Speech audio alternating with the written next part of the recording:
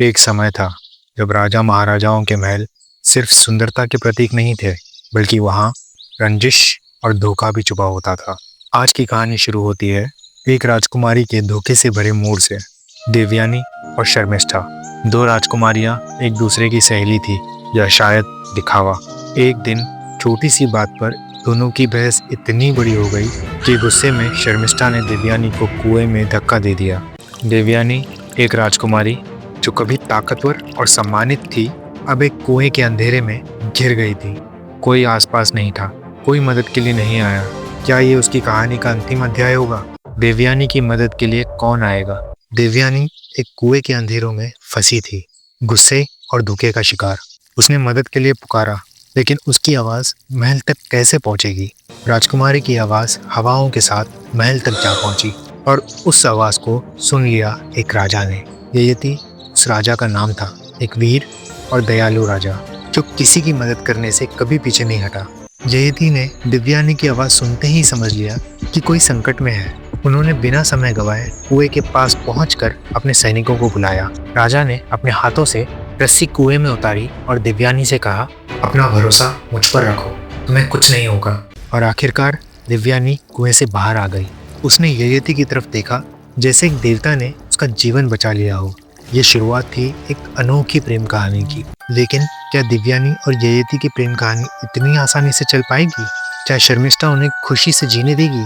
देवयानी और ययति का प्रेम अपने चरम पर था। राजकुमारी की जिंदगी फिर से खुशियों से भर गई थी, लेकिन उसकी एक दुश्मन थी जो ये सब बर्दाश्त नहीं कर सकती थी, शर्मिष्ठा।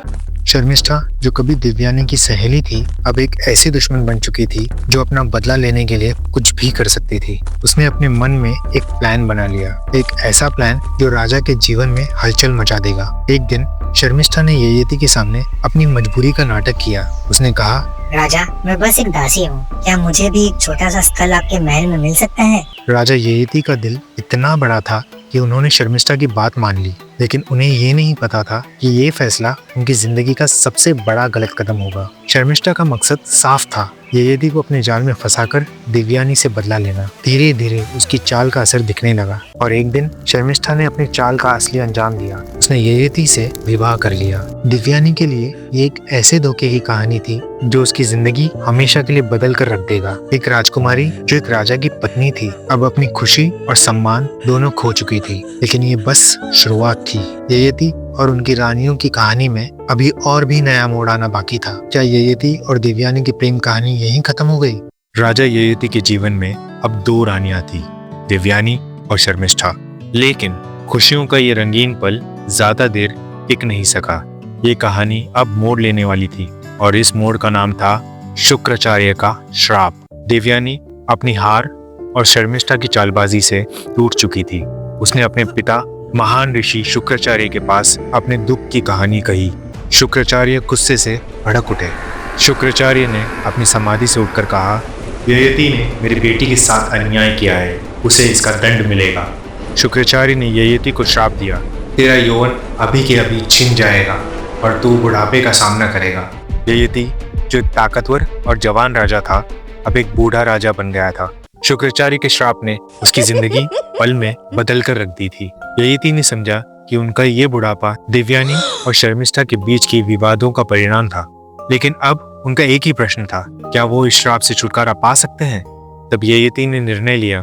उन्होंने अपने पुत्रों से अपना यौवन मांगने का फैसला किया। लेकिन ये फैसला उनकी कहानी का अगला अध्याय बनने वाला था। राजा ययति, जो कभी जवानी और शक्ति का प्रतीक थे, अब एक बूढ़ा और लाचार व्यक्ति बन चुके थे। शुक्राचार्य के श्राप ने उनका सब कुछ छीन लिया, लेकिन उन्होंने हार नहीं मानी। उन्होंने अपने पुत्रों के सामने एक गुहार लगाई। ययति ने अपने पुत्रों से कहा, मुझे अपना यौवन वापस चाहिए। तुम में से कोई एक मुझे अपना यौवन देकर इस श्राप के बोझ से मुक्त कर सकता है। क्या तुम अपने पिता की मदद करोगे?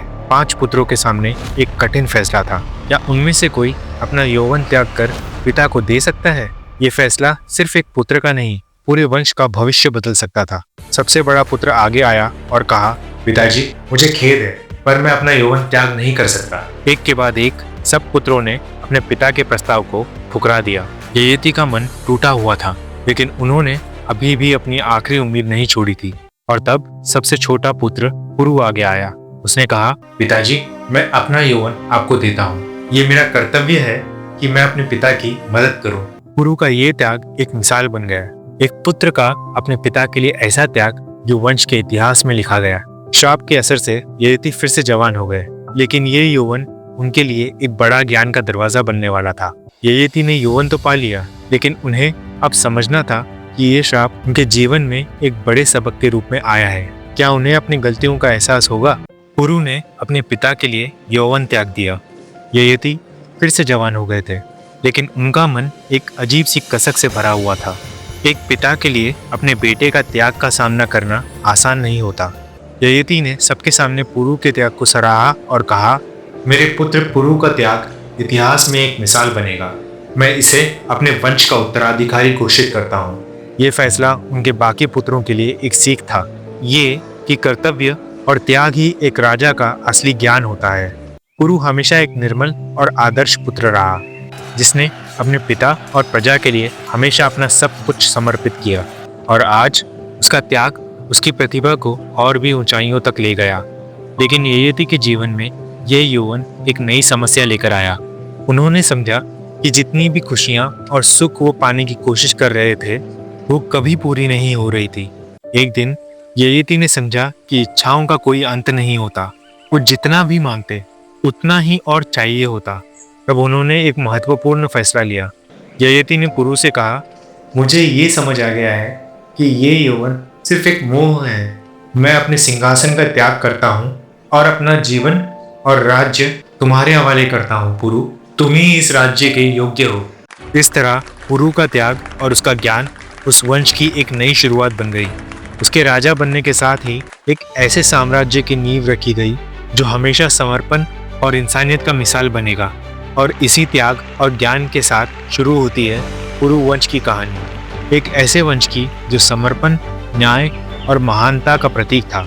ये कहानी सिर्फ त्याग की नहीं, बलिदान और ज्ञान की भी है। क्या ययाति और पुरु की कहानी से आपको एक सीख मिली? अपने विचार हमें कमेंट्स में ज़रूर बताएं।